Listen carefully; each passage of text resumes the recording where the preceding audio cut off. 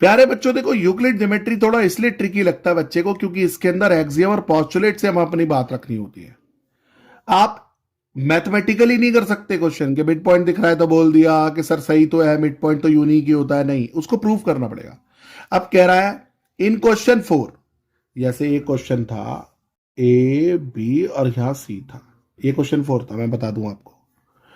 कह रहा है C is called a mid point of line A B, prove that every line has one and only one mid point. कि अगर सी mid point है, क्योंकि ए C B C के equal question 4 में दे रखा था, तो सी तो मिड पॉइंट हुआ, तो कह रहा प्रूव करो एक ही मिड पॉइंट होता है बस।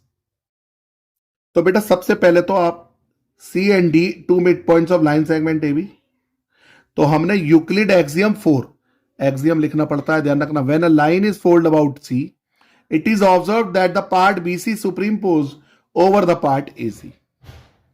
मतलब ए सी बी सी के इक्वल है।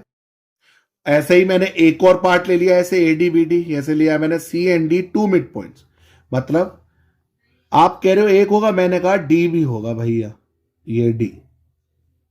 मतलब मैंने मान लिया, लेट कर लिया, ऑब्जर्व कर रहा हूं मैं कि सी के अलावा एक और पॉइंट है, part B C superimpose over part A C. तो अब एक बात बताओ, एक तो बात ये सच है कि ए सी बी सी के इक्वल होगा, एक ये हो गया, फिर ए डी बी डी के इक्वल होगा क्योंकि डी भी मिड पॉइंट है। अभी मान के चलना है मैं बस ये कि डी भी एक मिड पॉइंट है। अब A B equal to A B तो है ही, लाइन तो पूरी सेम रहेगी, तो ए बी को मैं लिख रहा हूं ए सी प्लस बी सी, और इधर ए बी को लिख रहा हूं A D plus B D. मतलब देखो ये बात सच है ना, लाइन ए बी तो ए बी के इक्वल है, तो एक बार तो लिख दिया ए सी प्लस बी सी, अब दूसरी तरफ लिख दिया A D plus B D, रहेगा तो ए बी। अब बीसी और एसी इक्वल है, तो बीसी की जगह एसी रिप्लेस कर दिया, और एडी प्लस बीडी में बीडी की जगह एडी, यहां से इन दोनों से, तो ट्वाइस एसी ट्वाइस एडी। अब मुझे बताओ क्या एसी एडी के इक्वल हो सकता है? एसी एडी के इक्वल नहीं, क्योंकि एसी थोड़ा शॉर्ट लग रहा है, एडी बड़ा है। तो ये क्या है, तो हम लिखेंगे अब when we superimpose AD over AC BD over BC we defined D lies over C exactly.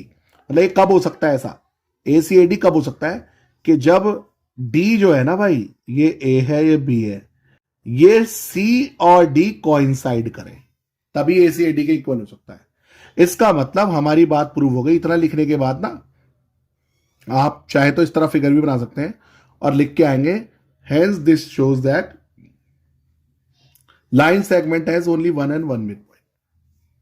प्यारे बच्चों एक दो बार आप इस वीडियो को देखोगे, समझोगे, स्क्रीनशॉट लोगे तो आपको समझ में आएगा। समझ में आया तो लाइक करें, शेयर करें, सब्सक्राइब करें।